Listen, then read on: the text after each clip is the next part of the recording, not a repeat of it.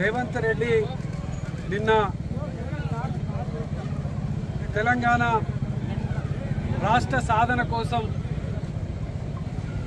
ప్రాణ త్యాగానికి సిద్ధపడి తెలంగాణ రాష్ట్రాన్ని ఏర్పాటు చేసేటువంటి విధంగా ఉద్యమాన్ని నడిపినటువంటి ఉద్యమ మహానాయకుడు మాజీ గౌరవ ముఖ్యమంత్రి కేసీఆర్ గారిని తెలంగాణ రాష్ట్రం 10 ఏళ్ల కాలంలో అభివృద్ధి పదంలో నడిపినటువంటి గౌరవ మాజీ ముఖ్యమంత్రి కేసీఆర్ గారిని రేవంత్ రెడ్డి అనుచితమైనటువంటి వ్యాఖ్యలను ఒక ముఖ్యమంత్రి హోదాలో చేయడం నిజంగా తెలంగాణ సమాజం అంతా కూడా తలదించుకుంటుంది.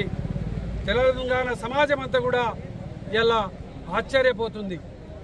వీరికైనా మనం ఓట్లేసింది, వీళ్ళు ఇలా ముఖ్యమంత్రి హోదాలో ఉండేటువంటి వాళ్ళేనా?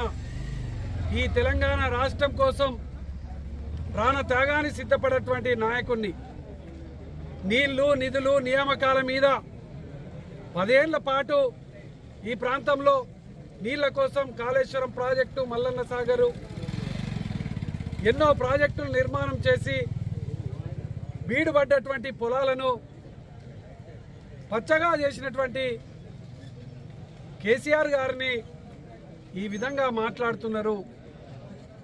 వారికి తగినటువంటి బుద్ధి గుణపాఠం తప్పకుండా చెప్పాల్సిందే అని ఇలా తెలంగాణ సమాజం అంతా కూడా ఈరోజు చర్చించుకుంటున్నటువంటి సందర్భంగా రామగుండం నియోజకవర్గంలో ఉన్నటువంటి ఉద్యమకారులందరం కూడా ఉద్యమ ద్రోహి అయినటువంటి ఓటుకు నోటు దొంగ అయినటువంటి రేవంత్ రెడ్డిని ఈరోజు మేము రామగుండం నియోజకవర్గ విస్తృతస్థాయి సమావేశంలో మేము డిమాండ్ చేస్తూ ఉన్నాం.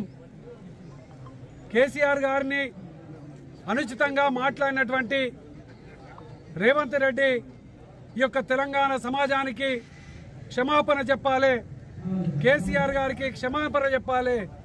లేకపోతే గ్రామాలలో పట్టణాలలో రేవంత్ రెడ్డిని ఎక్కడికి కూడా రాకుండా మేము అడ్డుకుంటామని కూడా ఈ సందర్భంగా తెలంగాణ సమాజం అంతా కూడా తెలియజేస్తా ఉన్నది.